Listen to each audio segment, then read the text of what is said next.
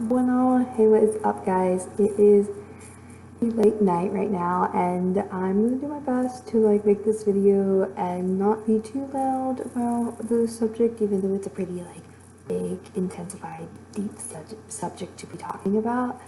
Only because I decided to use my living room area in our apartment to be able to shoot this video, and definitely have a roommate that's trying to go to bed with me. In this entire video, I'm just trying to make my stance that I am an animal welfare activist. We are, as pre-veterinary science students, we are definitely taught to know the difference between an animal welfare activist and an animal rights activist. And in my experience of learning what the two are, I definitely am an animal welfare activist. I definitely believe that when we strive for animal welfare for animal welfare in our community, we will definitely reach animal rights in our government in general. And so this is my video on why I am an animal welfare activist. Let's get to it, y'all.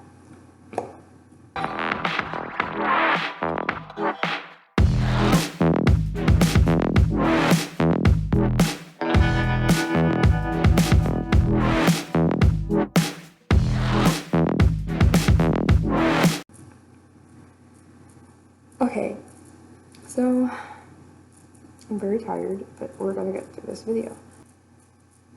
As a pre-vet student, I definitely believe in animal welfare, as most of the times the stance that we take is that we end up working with a lot of clients that can be anywhere from small animals to large animals to exotic animals. And in all of these cases, just dealing with animals in general is my entire career. And if I wasn't an animal welfare activist, I could not have this career. So animal rights activists, most of the time, are your more extreme groups. And while in some cases I do appreciate the fights that these extreme groups do have, there's other times that I don't agree with what they have on their agenda. Definitely, animal rights believe in the fact that humans should not be involved with animals at all. Animal rights activists truly believe that animals should belong in the wild and that humans shouldn't have no interactions with them at all. So if you own a cat or a dog or any kind of animal as a pet, you are not an animal rights activist. If you believe that it's okay for you to show cattle or show goats or show any sort of animal, even in dog shows, you are not an animal rights activist. If you believe in the consumption of any meat products or anything like that, anything that comes from animals, you are not an animal rights activist. I know it sometimes gets confusing because you might be thinking, well, I want there to be better laws for animals. I want their animals to have rights, and I want there to be better care for animals in this world. And all of that might make you an animal welfare activist. Animal rights activists truly believe that we should not be involved with animals at all, and they should just be freely to go into the wild and live on their own, and that includes dogs and cats and horses and all other sorts of animals that you might have as a pet. So as an animal welfare activist, I truly believe that people should do the best that they can to take care of the pets they have. I understand that in some situations people may have a best friend in their life and they might not have everything for them, but it always warms my heart to see that these people that have the least amount of things, their main priority is taking care of their pets. And so I truly believe that no matter in what situation, we should do what we can to take care of our pets, whether that means that we feed them as they're make sure that they eat every day or have water every day. Truly believe that we should provide veterinary care to our pets, and I understand sometimes that can be hard. I'm so grateful to be part of a clinic that is a low-cost clinic, and so many clients that may have not been able to have the money before to get vaccinations for their animals or to get their animals fixed. Now they're able to do that because it's not as expensive anymore. And while I highly appreciate animal rights activists because sometimes it takes the extremists to be able to have some sort of change in our world, I do highly appreciate those that have fought for the laws for the animals that we currently have on this planet.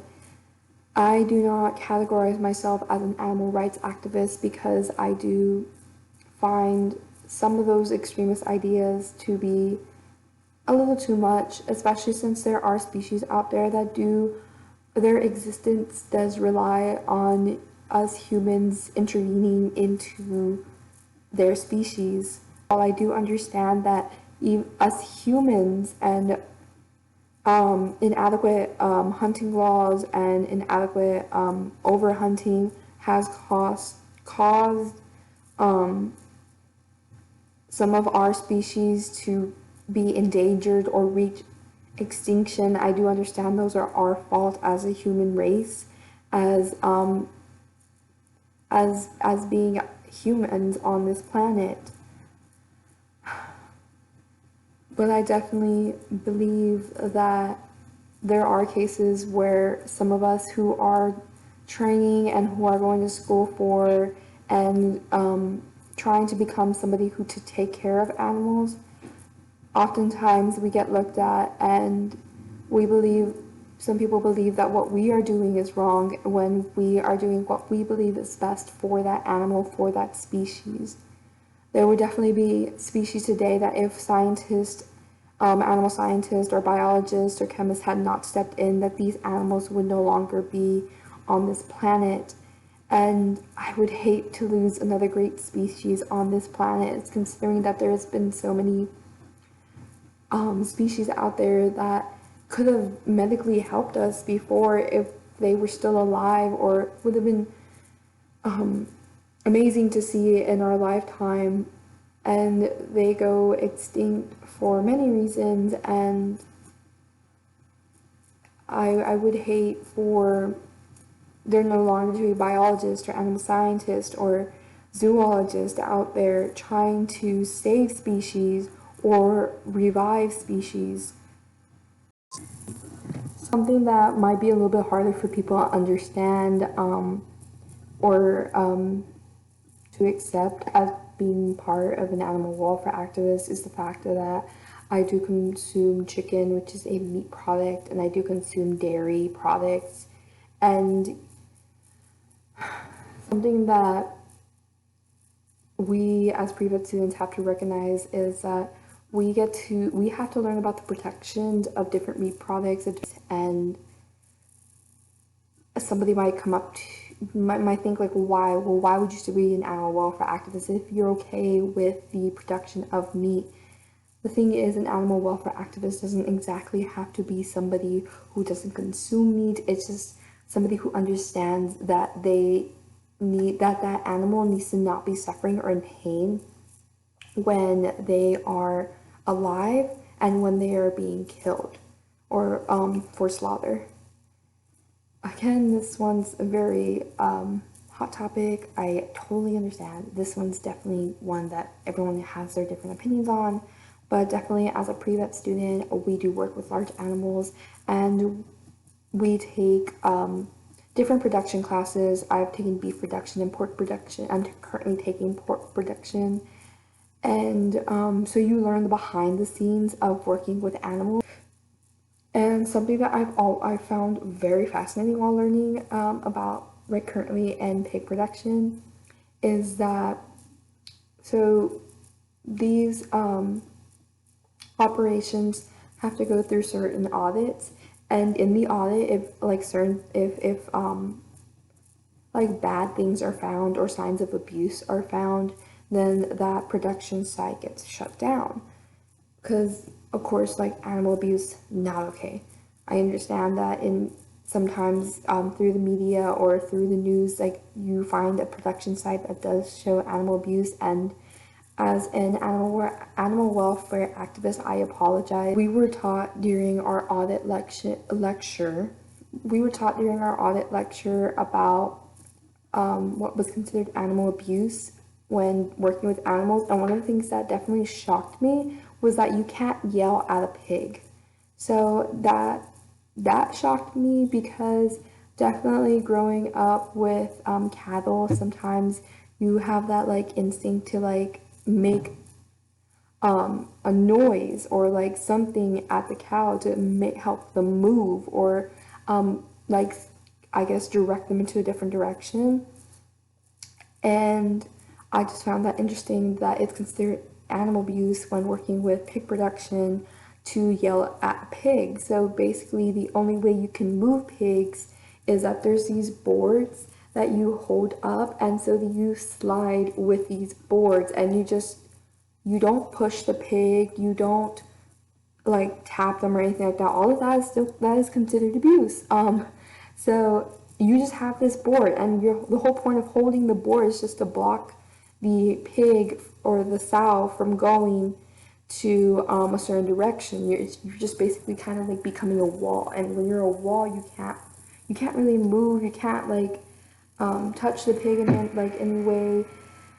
The Some of the production plants are starting to move away from using electric prones, so that way, because electric prones are basically, they do have a little shock, and that shock, they use it to prick the pig, and the pig moves faster. Not a fan of those. As an animal welfare activist, I am not a fan of those, but definitely the pig production is starting to move away from using those, and definitely just using the board, where you're just basically holding this board and waiting. Like the pigs, they don't get yelled at, they don't get touched, anything like that, or it's considered abuse. I thought that was really interesting. Another hot topic when it comes to pig production is gestation crates. So I know a lot of people look at these, and maybe if they've never really worked with pigs, or if they've never done any sort of pig production or anything like that, gestation crates can look a little scary, and they definitely look like they are not good for the pigs, but the thing is, they are good for the pigs. So gestation crates are specifically for when the pig is going to be close to having her piglets, so farrowing.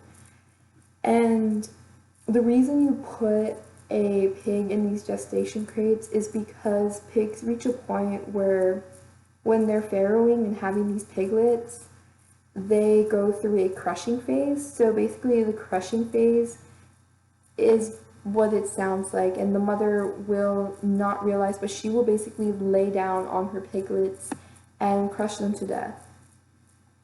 If you have a mother that can turn around in her pen, she will basically she will release her feces and urine and her food, and she can also is more likely to crush her piglets. It's just to mainly protect the piglets and then prevent the possibility of this poor pig shitting in its food. I know one of the designs that we were looking at in our class was this European gestation crate, where it opens up after the crushing phase, after farrowing and after the crushing phase, where the mother will no longer really crush her pigs or anything like that. After that, these gestation crates will basically open up, providing more space to the sow and her piglets and giving more room to move around. The only thing with that is that it does use up more space, and then when you're using up more space, you have less sows, and when you have less sows, you have basically less income coming in. And if you're an animal rights activist or just somebody who's really not into like meat production, you're thinking, well, what's the whole point of that? The whole point of that is that if we had something like that here in the United States, you would have to realize that we're going to pay more money for your pork. And again, if you don't eat meat, it doesn't really matter. But if you're just another like animal welfare activist who just does eat meat products, you would have to realize that if we brought something like this system to America, that you would be paying more for your meat products, and would you be willing to do that? I am glad to say that something I've noticed when going to the grocery store, or like hearing people when they go buy their meat, is they are paying more for grass-fed beef. So if people are willing to pay more for grass-fed beef, then most likely if we were to introduce gestation crates like the one in Europe, I can't English. But anyways, if we were to introduce gestation crates like that in America, would people be willing to pay more for it if they knew that the animal was getting a little bit more welfare? I think people, when they hear about slaughter plants or they hear about like big operations, there's just that they don't know what's really going on in behind the scenes, and then so you have that fear of the unknown. I mean, we all do it. I watch so many conspiracy theory videos, like it happens all the time. It's just when you don't know what's going on, you leave your mind to fill the thoughts that you don't know, and most of the time they are dark theories. So I'm just here to tell you, as a pre-vet student, as an animal welfare, these animals are not suffering when they are alive. The processes that are in place are meant to give them the best life that they can have in the production system. Another thing would be, people ask usually why are most animals indoors for meat productions. That is because it is to prevent diseases. While most of the time when I look at these, it's more like we do a lot of things to protect the piglets, because piglets are so sensitive when they're born. They go through the crushing phase. I know when we were farrowing some of our pigs, this one mom just did not want to like deal with her pigs, and every time a pig got close to her face, she would just full out bite them. And so yeah, we have to be there to monitor that and just make sure the piglets are okay. But piglets' immune systems when they are born are not the best. They are horrible. And so when you put a pig like out in regular, like your traditional farms and on dirt, you're more likely to get more salmonella increase, and so then you run into like food safety. But one of the main things is they're more prone to getting a bunch of diseases, and they're more likely to be diseases in the ground and all this stuff, and so then you run the risk of piglets dying. Yeah, so all that goes into consideration when you're dealing with any animals for production, and at least here in the United States. And there's these processes in place to make sure that they're not suffering. Even when we take animals to slaughter, there's a process to make sure that that animal will not feel pain when it is slaughtered. And it's basically like immobilization, and basically what it is you kill the nerve that feels pain before you even start slaughter, and so they're not suffering when they die. I appreciate taking these classes because sometimes even colleagues in just veterinary technician fields and all that, they don't get the opportunity to see all this because maybe they only specialize in small animals and they don't have any experience with large animals. I am super grateful that I am trying to be a mixed animal practice when I grow up, veterinarian. So I've gotten the opportunity to go back I've gotten the opportunity to go, I guess, like backstage, or like see what really happens behind the scenes, so that way I know and I feel like I myself am not putting these piglets or these pigs or these calves or these chickens in a situation where they are not going to have the best animal welfare. And like I said, I know that we do have some companies that have different procedures, but as we move forward in As we move forward in agriculture, we are moving forward to a more environmental friendly and animal welfare friendly community. Definitely our productions have been improving more and more in animal welfare, and we do basically every plant does have different people hired for the purpose of establishing animal welfare and operations and establishing environmental safety procedures on operations, and so much more. Like, I feel like when people hear agriculture and hear about like the production of animals, they automatically think, oh, it's contributing to the majority of our CO2 in our atmosphere, which is not true. It's majority of our CO2 is being contributed by your big industries and manufacturing. And while I understand cows fart, that's all. Cows fart. In case you didn't know, California. We definitely have been moving on our part to be trying to reduce the amount of CO2 that is produced by production systems.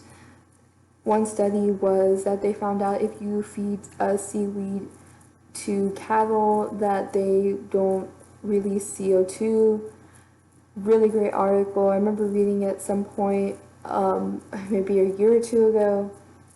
But basically, we are trying to find ways to reduce our amount of CO2 into the environment. Every operation will have an environmental position, and is basically somebody whose job is to make sure that they are trying to reduce the amount of energy being used by the plant and increase environmental stability, a better environmental function on that plant.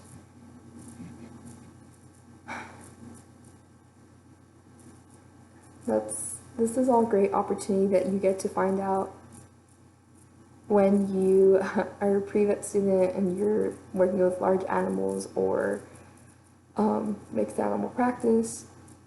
And getting the opportunity to learn all this helps me to feel better as an animal welfare activist. Our production systems are definitely improving, and in case you didn't know, even though they will be increasing over the next couple of years, they are also increasing on working to a more clean, environmental friendly production system and working towards increasing animal welfare. I wish I could say the same about all countries. This is definitely something that is true here for the United States of America, but there's definitely some countries that the systems that they use, the transportation that they use for these animals, or the way that they hold or sell meat is not exactly environmental friendly, and it's not exactly animal welfare friendly. I know we all love animals in the end, but what are we going to do? What are we going to do to take the next step to make sure that they are getting the care that they need? What are we going to do to make sure that we can coexist with them on this planet? What are we going to do as a human race that is responsible for the extinction and endangerment of some animals? What are we going to do to make that right? Also, as a human race that is responsible for keeping some animal species alive.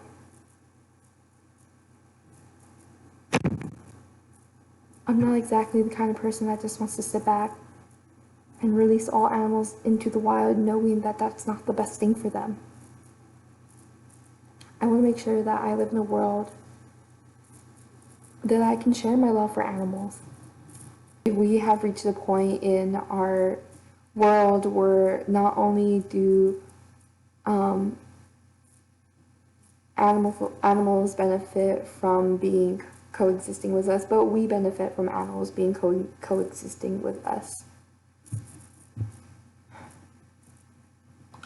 because of these reasons, I choose to be an animal welfare activist, and I choose to continue to be a pre-veterinary science student, and I choose to continue to fight for what I believe in will be best for the animals in our world. There are still laws out there that have not been passed, and there's still a lot of laws that are lacking. They're not there for our animals. One of the biggest things that ticks me off living here in Texas is still when people have their dogs in the back of a pickup truck, and something we're taught that in our classes that this is something that's very dangerous and that there has been results of animal injury before, and this can be animal endangerment, and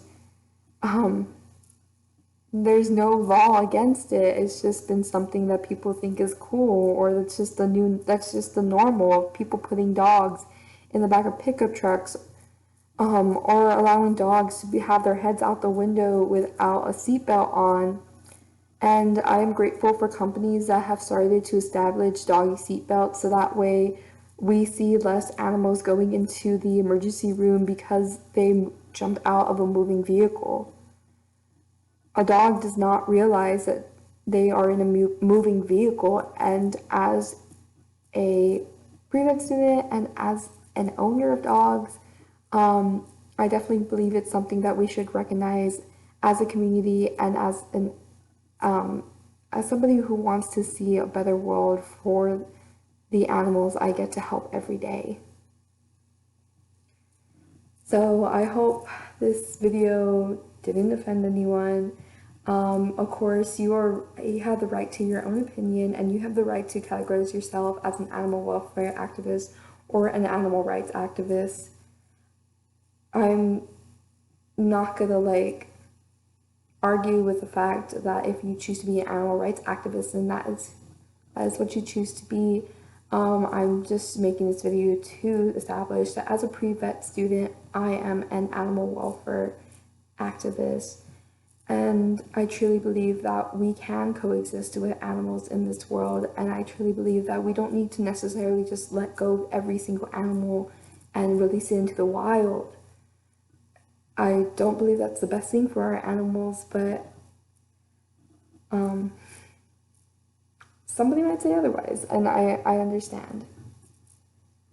I hope that this video comes smoothly, and again, everyone is entitled to the right to their own opinion. That was this video.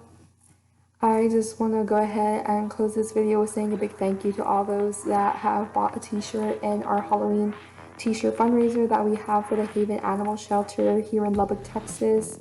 Thank you for being a part of that and being able to fundraise money to help this shelter to continue to help community dogs find permanent homes, and to help this shelter be able to have the funds it needs to continue their service to this community.